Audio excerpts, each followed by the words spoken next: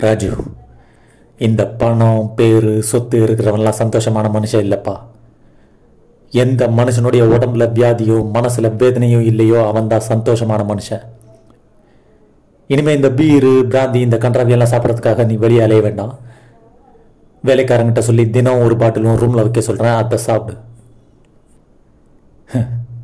இந்த காலத்துல பால் சாப்பிட்றவனுக்கே வியாதி வருதப்பா. விஷத்தை சாப்பிட்றவனுக்கு நல்ல மாட்டுக்கு ஒரு சூடு. மறந்துடாத, நீ புலிக்கு பிறந்தவன். நான் தாய் இருக்கிறவன் தான். அதே சமய தாய் நாட்டு மேல பற்று இல்லாதவன் இல்லை. அந்த பற்று உங்களை விட எனக்கு அதிகமாகவே இருக்கு.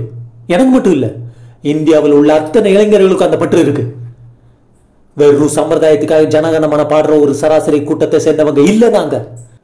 எங்களுக்கும் இந்திய சுதந்திர வரலாறு தெரியும், சுதந்திரத்தோட சுமை தெரியும். அதுக்காக எங்க நெஞ்சில தேசிய கொடிய பச்சை குத்திட்டு எங்களால் தெரிய முடியாது. அந்த உணர்வு எங்க நெஞ்சுக்குள்ள இருக்கு, ரத்தத்துல கலந்துருக்கு.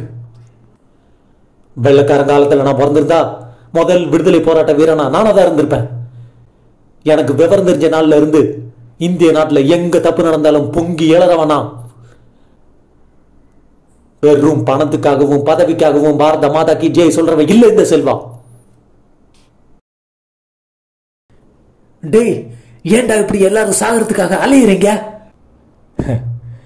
இதே வார்த்தையை நான் உங்ககிட்ட சொல்லியிருந்தா நீ கேட்டிருப்ப. டேய், எனக்கு 1008 பிரச்சனை இருக்குடா. உனக்கு 1000 பிரச்சனை இருக்கலாம். அதையெல்லாம் தீர்த்து வைக்கிறேன்னு நான் சொல்லல. அதுக்காகவும் நான் உன்னை காப்பாத்தல. டேய், பிரச்சனை இல்லாத மனுஷனும் இல்லை, பிரச்சனை இல்லாதவன் மனுஷனே இல்லை. இத பார், என்னை பொறுத்த வரைக்கும் உலகத்தில் இருக்கிற ஒவ்வொருத்தருக்கும் முக்கியமா இருக்க வேண்டியது ஒன்னே ஒண்ணுதான், தைரியம். அது உங்ககிட்ட நிறைய இருக்குடா. அதுவும் சாவுக்கு பயப்படாத தைரியம். டே, எதிரில் வர்ற யமனையை எதிர்க்க துணிஞ்சிட்ட நீ. ஏன் உன் பிரச்சனைகளை பார்த்து நடுக்கிற? எதிரில் ட்ரெயின் இல்ல, எது வந்தாலும் எதிர்த்து நிக்கணும். அதான் தைரியம். அந்த தைரியத்தை வாழ்றதுக்கு யூஸ் பண்ணு. சாவு நினைச்சா வரும், சாதனை ஜெயிச்சாதான் வரும். ஜெயிக்கணும். தம்பி, அதுக்காக இவ்வளவு பெரிய ரிஸ்கா எடுப்ப? நான் எனக்கு பிடிச்சதுன்னா எவ்வளவு பெரிய ரிஸ்கா இருந்தாலும் நான் எடுப்பேனா. அண்ணனுங்களா, ஒண்ணு தெரியுமா உங்களுக்கு? அதி புத்திசாலி நல்லா வாழ்ந்ததும் கிடையாது, அடிமுட்டால் ரொம்ப அழிஞ்சு போனதும் கிடையாது. நீங்க எல்லாம் அதி புத்திசாலிங்க. அதனாலதான் உங்ககிட்ட இருக்கிற பணம் பத்தாதுன்னு எப்போ மத்தவங்க பணத்து மேல ஆசைப்பட்டீங்களோ அப்பவே ஆண்டவ உங்க ஜாதகத்தை மாத்தி எழுதி வச்சுட்டா நீங்க எல்லாம் நடுத்தருக்கு வர போறீங்கன்னு. என்னங்கடா சொன்னீங்க? ஒரு நாள்ல நீங்க கொடுக்குற பணத்தை வாங்கிக்கிட்டு நான் ஊரை விட்டு ஓடி போயிடணுமா? அருணாச்சலத்துக்காக கெடு வைக்கிறீங்க.